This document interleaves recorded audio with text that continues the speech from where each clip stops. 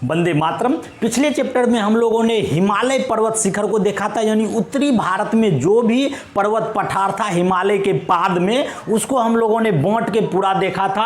अब हम देखेंगे दक्षिणी भारत में पर्वत और पठार। इसमें बहुत सा इंपॉर्टेंट प्रश्न आते हैं दक्षिणी भारत से, यानी इसको प्रायद्वीप भारत में जो भी आएंगे उसको हम लोग बांट के 1 बाय 1 करके समझते हैं। पहला हम देखते हैं ये अरावली। आप जानते हैं दिल्ली जो है रायसीना पहाड़ी पर है, दिल्ली है ना, बोल तो प्रश्न आता है दिल्ली किधर है, तो उसको रायसीना हिल्स भी उसको नाम से जानते हैं। तो ये दिल्ली जो है अरावली यानी रायसीना हिल्स जो है अरावली का ही भाग है। अरावली को सर्व प्राचीन पर्वतों में गिना जाता है। यह एक अवशिष्ट पर्वत है अरावली, और इसका जो है सबसे ऊंची चोटी गुरु शिखर है। कहाँ है गुरु शिखर? ये भी बार बार माउंट आबू, माउंट आबू राजस्थान में पड़ता है और वहीं है गुरु शिखर। माउंट आबू भी बहुत इंपॉर्टेंट है जैनियों के लिए। दिलवारा का जैन मंदिर कहाँ है? माउंट आबू में। बार बार प्रश्न आता है। वहाँ एक ब्रह्म कुमारी ईश्वरीय विश्वविद्यालय, ये भी प्रश्न में आते हैं माउंट आबू पर। तो ये सब चीज आप देखेंगे कि माउंट आबू जो है राजस्थान। तो इस तरह जो अरावली जो है ये भी प्रश्न आया है कि इसका ज्यादा एरिया किस राज्य में है, तो राजस्थान में। तो इसको आप देखिए ये अरावली, आप यहां मैप में देखिए ये अरावली है, दिल्ली लगभग बीच में है, तो यहां से इसे राजस्थान तक फैला हुआ है। अब देखिए इसके पूरब की ओर बुंदेलखंड है। पूछता है बुंदेलखंड किधर है, तो उत्तराखंड यूपी एरिया में बुंदेलखंड का पहाड़ है। तो ये भी आप नक्शा से अगर समझ रहे हैं कि कहां कहां है तो आराम से आप समझ सकते हैं। अब देखिए अरावली के नीचे दक्षिण साइड में विंध्याचल है। इसके लिए आपको एक छोटा ट्रिक याद रखिए, अविनौस्ती। अविनौस्ती ये क्यों बोल रहे हैं याद करने, इससे आपको कई सवाल बन जाएंगे बहुत इजी से। ये देखिए ओ से अरावली है, विंध्याचल है, नर्मदा है, सतपुरा है और ताप्ती है। इसको आप लिख भी लीजिए, अरावली, विंध्याचल, नर्मदा, सतपुरा, ताप्ती। अब काहे ऐसा हम बता दिए, थोड़ा सा इसको समझ लीजिए। ये अरावली है ना, इसके विंध्याचल है, देखिए अरावली विंध्याचल। ये देखिए विंध्याचल और सतपुरा, विंध्याचल और सतपुरा के बीच में नर्मदा है, तो इस जगह नर्मदा नदी बहती है। कई बार पूछेगा कि नर्मदा नदी किस दो पर्वतों के बीच से बहती है, तो विंध्याचल और सतपुरा। अब देखिए ये यहां हो गया नर्मदा, ये सतपुरा, इसके नीचे ताप्ती है। तो बार बार पूछेगा कि नर्मदा और ताप्ती के बीच में क्या है, तो सतपुरा है, बीच में है ना सतपुरा पर्वत। तो इस तरह याद रखिए, छोटा सा ट्रिक है लेकिन बहुत इंपॉर्टेंट आपके लिए है। चलिए हम विंध्याचल देख रहे हैं। विंध्याचल बहुत फेमस है। क्यों फेमस है?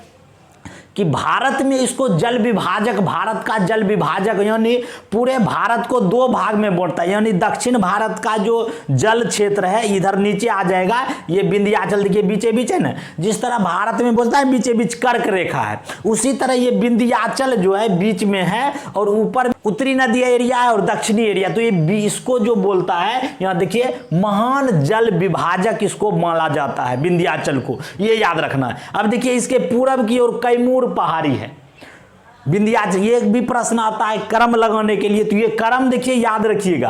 अरावली के पूरब में बुंदेलखंड बताए, उसी तरह विंध्याचल के पूरब में कैमूर है, और इसके पूरब में राजमहल है। राजमहल का पहाड़ी तो जानते होंगे, पारसनाथ, उसका ऊंची चोटी पारसनाथ है, वो भी जैनियों के लिए प्रसिद्ध है पारसनाथ। तो ये याद रखना है राजमहल की पहाड़ी। अब देखिए, अब ये उसके नीचे सतपुरा आपको बताए थे। सतपुरा तो बहुत फेमस है। सतपुरा इसलिए फेमस है, इसका चोटी जो है ध्रुवगढ़ बोलते हैं। सतपुरा का सबसे ऊंची चोटी ध्रुवगढ़। और ये जो सतपुरा है ये एमपी, लगभग एमपी एरिया में पड़ता है। उसके बाद महादेव पहाड़ी है, इसको याद रखिएगा क्रम लगाने के। सतपुरा, महादेव, मैकाल, छोटा नागपुर, ये एक लाइन से है, इसको देख के रखिए। महादेव का जो ऊंची चोटी है पंचमढ़ी है, एमपी में पड़ता है पंचमढ़ी। महादेव का ऊंची चोटी पंचमढ़ी, यही महादेव पहाड़ी पर है। सतपुरा का ध्रुवगढ़ याद रखिएगा। अरावली का गुरु शिखर बोल दिए। अब ये मैकाल पहाड़ी, ये देखिए महादेव के बाद मैकाल पहाड़ी है। इससे क्या इंपॉर्टेंट प्रश्न आता है कि मैकाल पहाड़ी का ऊंची चोटी अमरकंटक है। कई बार हम दिए हैं आपको ट्रिक, सोनम, ये सोनम जो है सोन नर्मदा महानदी इसी अमरकंटक से निकलता है, यानी मैकाल के जो चोटी है अमरकंटक, उसी से ये सोन नर्मदा महानदी याद रखिएगा निकलता है। और नर्मदा और ताप्ती इधर बह जाती है, सोन जाके गंगा में मिल जाती है, तो पहले भी बताएं गंगा से रिलेटेड। चलिए, ये इसके पूरब की ओर छोटा नागपुर है।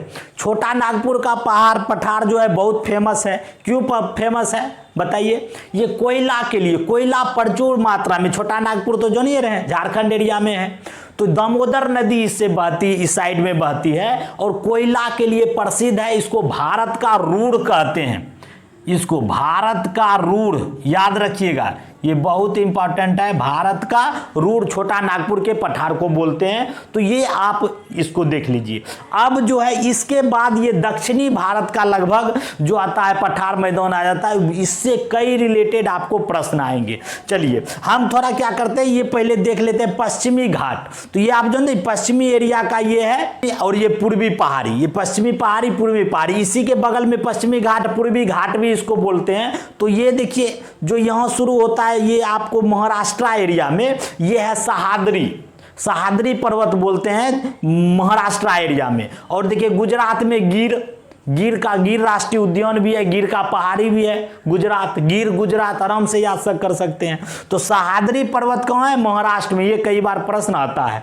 अब इससे जो आगे बढ़ते हैं तो ये देखिए ये नीलगिरी पहाड़, ये थोड़ा ऐसे करके मुड़ जाता है इधर, और मुड़ करके पश्चिमी घाट इधर मिलता है। तो एक प्रश्न बार बार आता है कि पश्चिमी घाट और पूर्वी घाट का मिलन स्थल किसको बोलता है? तो नीलगिरी को। देखिए पश्चिमी घाट और पूर्वी घाट का मिलन स्थल बोलता है नीलगिरी पहाड़ी को, इसको याद रखिएगा। नीलगिरी पहाड़ी को पश्चिमी घाट पूर्वी घाट का मिलन स्थल बोलते हैं। अब देखिए इसका सबसे, नीलगिरी का सबसे ऊंची चोटी डोड्डा बेटा है, डोड्डा बेटा। लेकिन आप एक चीज इसमें याद रखिए कि ये डोड्डा बेटा दूसरी ऊंची चोटी है दक्षिण भारत का। प्रश्न में आप जैसे हम पहले भी बताएं कि पूरे भारत का सबसे ऊंची चोटी क्या है, उसमें बताए थे कि हिमालय में भारत का ऊंची चोटी कंचनजंगा है। भारत का ऊंची चोटी बोलेगा तो गार्डविन ऑस्टिन बोलेंगे। पूरे विश्व में तो जानबे करते हैं माउंट एवरेस्ट। तो उसी तरह ये नीलगिरी में डोड्डा बेटा जो है दक्षिण भारत का दूसरी ऊंची चोटी है। लेकिन बोलेगा दक्षिण भारत का सबसे ऊंची चोटी कौन सा है? अनायमुडी। ये अन्नामलाई, ये जो आप देखिए नीलगिरी के बाद ये जो मुड़ जाता है इसको अन्नामलाई पर्वत बोलते हैं, और इसी जगह अनायमुडी पर्वत है, वो दक्षिण भारत का सबसे ऊंची चोटी है। इसको याद रखिएगा यहाँ अनायमुडी। तो ये भी बहुत इंपॉर्टेंट। नीलगिरी को हम देख रहे थे, तो नीलगिरी से क्या इंपॉर्टेंट है कि इसको ब्लू माउंटेन, जब आप ऊपर एरोप्लेन से देखिएगा तो ये ब्लू कलर चंदन फेमस है, यहाँ ब्लू माउंटेन के नाम से इसको जाना जाता है। यहाँ लिख भी दिए ब्लू माउंटेन, चंदन फेमस है, चंदन की लकड़ी नीलगिरी पर मिलती है। चंदन तस्कर वीरप्पन था ना, याद रखिएगा वीरप्पन मोछ वाला। तो ये अब देखिए जैव आरक्षित क्षेत्र, पहला जैव बायो रिजर्व जो है यही था नीलगिरी। 1986 में इसको घोषित किया था पहला बायो रिजर्व। ठीक है, अब देखिए ये वहाँ उटकमंड, वहाँ जाइएगा ऊटी, अब लोग ऊटी बोलते हैं, वहाँ स्टेशन का नाम है उटकमंडक। वहाँ जाइएगा तो ऊटी हिल स्टेशन इसी नीलगिरी पहाड़ी पर यहाँ लास्ट छोर में है। ऊटी, ऊटी दे राज फिल्म बहुत शूटिंग होता है। तो यही नीलगिरी जो है इसको मिलन स्थल बोलता है, लेकिन वहाँ मिलन भी होता है। ऊटी में घूमने जाइएगा मिलन भी होगा, और वहाँ एगो सुसाइड पॉइंट भी है। मिलन में थोड़ा खराश हुआ, सुसाइड भी कर सकते हैं आराम से। ये सब याद रखना है कि नीलगिरी जो है यहाँ ऊटी नीलगिरी पहाड़ी पर है, उटकमंड। चलिए, टोडा जनजाति ये नीलगिरी पहाड़ी में पाया जाता है, ये भी प्रश्न आता है। टोडा जनजाति नीलगिरी एरिया में पाया जाता है। चलिए, इसके नीचे आप देखते हैं अन्नामलाई की पहाड़ी, अनायमुडी बोले। अब देखिए ये थोड़ा मुड़ जाता है, एक इधर मुड़ जाता है, ये तमिलनाडु की ओर, ये केरला की ओर इले। तो जो नीचे चल जाता है उसको बोलते हैं इलायची की पहाड़ी, यानी कार्डेमम हिल्स, जो लास्ट नीचे छोर में जाता है, सबसे लास्ट। अगर पूछेगा कि पहाड़ों का सबसे लास्ट जो पहाड़ कौन सा है, इलायची की पहाड़ी, यानी कार्डेमम हिल्स केरला में। और ये इधर मुड़ जाता है पालनी की पहाड़ी, पालनी की पहाड़ी इधर थोड़ा मुड़ जाता है और इसकी चोटी जो पालनी पहाड़ी का है कोडई कनाल है, ये भी घूमने वाला जगह है। कोडई कनाल घुमा कीजिए आप लोग भी, कोडई कनाल ऊटी इस बहुत ही अच्छा जगह है, रोमांचक जगह। तो ये पालनी की पहाड़ी में ऊंची चोटी है कोडई कनाल। तो ये भी प्रश्न आता है, कोडई कनाल तमिलनाडु में पड़ता है और पालनी की पहाड़ी में ये जो मुरा है यहाँ है। तो ये आप इस जगह थोड़ा याद कर लीजिए। अब देखते हैं ये भी घाट में जो भी पर्वत हैं कटे छटे हैं, इसलिए आप देखते हैं कि जो भी नदियां निकलती है ये पश्चिमी घाट से निकलता है और पूर्वी घाट में सब अरब सागर में जितना भी दक्षिण भारत का कावेरी, कृष्णा, गोदावरी जो भी नदी अगला चैप्टर में बताएंगे, सब ये कटा छटा जाके इसीलिए रास्ता दिया है बहने के लिए, निकलने के लिए जगह चाहिए ना, तो ये सब इधर जाके गिरता है।